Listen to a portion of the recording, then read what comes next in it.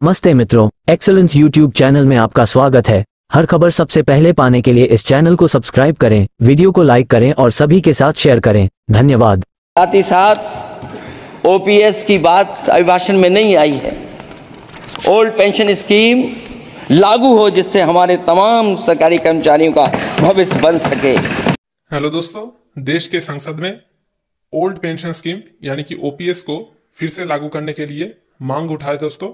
अखिलेश यादव जी जो उत्तर प्रदेश से आते हैं समाजवादी पार्टी से, उन्होंने लोकसभा में जो लोकसभा का सत्र चल रहा है उसमें ओल्ड पेंशन स्कीम को रिस्टोर करने के लिए मांग किया है दोस्तों। संसद में ये मुद्दा उठाया गया है, तो क्या कुछ उन्होंने कहा है वीडियो में देखेंगे। तो उसके पहले मैं और कुछ बात आप सबको बताना चाहता हूँ। तो आप जानते हैं कि पेंशन स्कीम दो तरीके का है। एक तो है ओल्ड पेंशन स्कीम जिसको बोला जाता है ओपीएस, और दूसरा है एनपीएस यानी कि न्यू पेंशन स्कीम। ठीक है, तो न्यू पेंशन स्कीम में जो पेंशन मिलता है उसका अमाउंट बहुत ही कम है। अगर सारा जीवन भी कोई एम्प्लॉय काम करे सेंट्रल गवर्नमेंट में और जब वो रिटायर हो जाए तो तब न्यू पेंशन स्कीम में उनको सिर्फ कुछ ही हजार रुपया पेंशन के तौर पर मिलेगा। लेकिन दोस्तों अगर ओपीएस लागू होता है तो न्यू पेंशन से ज्यादा अमाउंट उनको मिलेगा। तो जितने सैलरी में आप रिटायर होंगे उसका आधा पैसा आपको पेंशन के तौर पर ही मिलेगा। तो आप जानते हैं कि ओपीएस एनपीएस से अधिक बेहतर है। तो इसीलिए हर सेंट्रल गवर्नमेंट एम्प्लॉइज या फिर कोई भी सरकारी कर्मचारी हो तो उनका मांग यही रहता है कि कैसे ओपीएस को प्राप्त किया जाए। लेकिन सरकार अब ओपीएस को स्क्रैप करके एनपीएस लागू कर दिया गया है, इसलिए पेंशन सबको कम मिलने जा रहा है। जितने भी नए जीडीएस साथी हो डिपार्टमेंट में हाल ही में ज्वाइन किए हैं, साइकिल 4, 5 या फिर पहले साइकिल भी अगर ज्वाइन किए हैं तो उन सबको एनपीएस का सुविधा मिलेगा। ओपीएस का सुविधा किसी को नहीं मिलेगा दोस्तों। जो बहुत पुराने हैं 2004 साल या फिर उसके भी पहले है तो उनको ओपीएस का लाभ मिलेगा। लेकिन जो उसके बाद ज्वाइन किया है डिपार्टमेंट उन सबको एनपीएस ही मिलेगा दोस्तों। आप देखिए, आप खुद से कैलकुलेट करके देखिए, अगर आप 65 ईयर्स तक जीडीएस में जॉब करते हैं इतना कम सैलरी से, और उसके बाद अगर आप रिटायर होते हैं तो रिटायर होकर आपको अगर 4-5 हजार रुपये पेंशन के तौर पर दिया जाता है तो आप पर क्या बीतेगा। जीडीएस का सैलरी ऐसे ही बहुत कम होता है और रिटायर होने के बाद आपको काम करने का कोई भी समर्थ नहीं रहेगा। आप काम नहीं कर सकते हैं रिटायर होने के बाद, तब आप बुरा हो जाओगे, आपका इतना एनर्जी भी नहीं होगा काम करने के लिए। तो तब आपको अगर 4-5 हजार रुपया या फिर उससे भी कम अमाउंट पेंशन के तौर पर आपको मिलेगा तो आप पर क्या बीतेगा दोस्तों।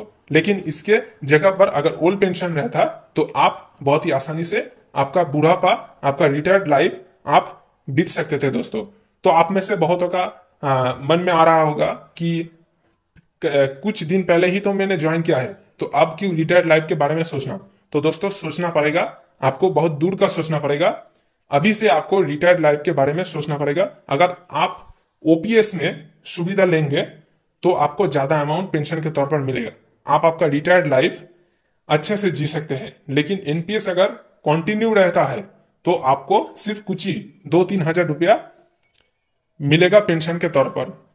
तो आपका फ्यूचर सुनिश्चित नहीं है कि आप फ्यूचर जब रिटायर होंगे तो आप कैसे गुजारा करेंगे। तो इसीलिए दोस्तों मैं आप सबको बताना चाहता हूं कि आप सब लोग भी यूनाइटेड होकर लड़िए ओपीएस के लिए, क्योंकि ओपीएस अगर नहीं आया तो रिटायर्ड लाइफ बहुत ही कष्टदायक हो जाएगा, बहुत ही पेनफुल हो जाएगा। तो संसद में, देश का संसद लोकसभा में इसका मुद्दा उठाया गया है। जो तमाम सारे अपोजिशन लीडर्स है वो तो पहले से ही ओपीएस का मुद्दा उठा रहे थे, तो अखिलेश यादव जी ने फिर से मुद्दा उठाया है। उन्होंने क्या क्या कहा है वीडियो में देखेंगे, आप भी वो वीडियो देखिएगा। मैं फिर से और एक बार बताना चाहता हूं कि आप सब लोग यूनाइटेड होकर ओपीएस के लिए लड़िए। जितने भी सारे सेंट्रल गवर्नमेंट एम्प्लॉइज है और जो सारे सरकारी कर्मचारी है जहां पर ओल्ड पेंशन स्कीम लागू नहीं है वो सब भी लड़ रहे हैं ओपीएस के लिए, क्योंकि ओपीएस ज्यादा बेहतर है एनपीएस के तुलना में। हर पूरा जीवन 65 ईयर्स तक काम करने के बाद आपको अगर 2-3 हजार रुपया पेंशन के तौर पर मिलेगा तो आप पर क्या बीतेगा आप खुद से ही अंदाजा लगा सकते हैं दोस्तों। तो आप 65 ईयर्स की एज में कोई एक आदमी को देखिए तो वो कैसे अपना गुजारा करता है, उनका कितना एनर्जी होता है काम करने के लिए। तो आप उसके अंदर खुद को भी देखिए कि अगर मेरा 65 एज हो जाए, जब मैं जीडीएस से रिटायर हो जाऊंगा, तब अगर मुझे 2000 रुपया हर महीने पेंशन के तौर पर मिलता है तो कैसे चलेगा। जीडीएस का जो सैलरी है उससे तो खुद का घर ही ठीक से नहीं चलता है, तो रिटायर्ड लाइफ पर कैसे चलेगा।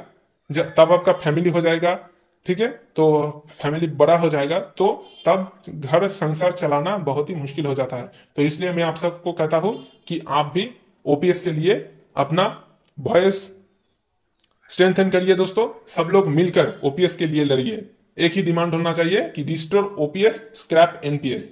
ठीक है, तो आप सुन लेते हैं अखिलेश जी ने क्या कहा है संसद में। पूरा देश का देख रहा है कि उसकी आय कहां दोगुनी हो गई, और जिस तरह महंगाई बढ़ी है, सरकार बताए कि महंगाई इस बढ़ने पे उसकी आय कितनी होनी चाहिए। और जो इंफ्रास्ट्रक्चर की बड़ी बड़ी बातें की गई थी कि एमएसपी लागू करने के लिए एग्रीकल्चर सेक्टर का इंफ्रास्ट्रक्चर तैयार होगा, लेकिन जहां तक मैंने उत्तर प्रदेश में देखा है, अगर इस सरकार में एक भी नई मंडी बनी हो तो मुझे सरकार बता दे। अध्यक्ष महोदय, जो इंफ्रास्ट्रक्चर एग्रीकल्चर सेक्टर में बनाने की बड़ी बात कही थी, अगर सरकार की तरफ से एक भी मंडी 10 साल में बनी हो तो जरूर सरकार बताए। जो सरकार मंडी नहीं बना सकती है उस पर एमएसपी का भरोसा कैसे कर सकते हैं, जिन्होंने एमएसपी का भरोसा दिलाया था। हम अध्यक्ष महोदय आपके माध्यम से यही कहेंगे कि जो राष्ट्रपति के अभिभाषण में लीगल गारंटी एमएसपी को मिलनी चाहिए थी, वो क्रॉप्स को नहीं मिली है। न केवल फसलों को मिले बल्कि हॉर्टिकल्चर क्रॉप्स को भी एमएसपी देने का फैसला हो, जिससे कि हमारा किसान खुशहाल हो सके। साथ ही साथ ओपीएस की बात अभिभाषण में नहीं आई है। ओल्ड पेंशन स्कीम लागू हो, जिससे हमारे तमाम सरकारी कर्मचारियों का भविष्य बन सके। और देश की एक बड़ी आबादी, जहाँ से मैं चुन करके आता हूँ, उत्तर प्रदेश, जहाँ बुनकर, न केवल उत्तर प्रदेश बल्कि देश के कोने कोने में बुनकर समाज के लोग बड़े पैमाने पर रह रहे हैं, लेकिन बुनकरों को जो सुविधाएं मिलनी चाहिए वो भी इस सरकार में नहीं मिल पा रही हैं। जो प्रदेश सरकारों ने कभी बुनकरों के लिए योजनाएं चलाई थीं, वो भी अध्यक्ष महोदय बंद कर दी हैं। मैं अंत में इतना ही कहना चाहूँगा कि इस सरकार ने नौजवानों को नौकरी नहीं दी है,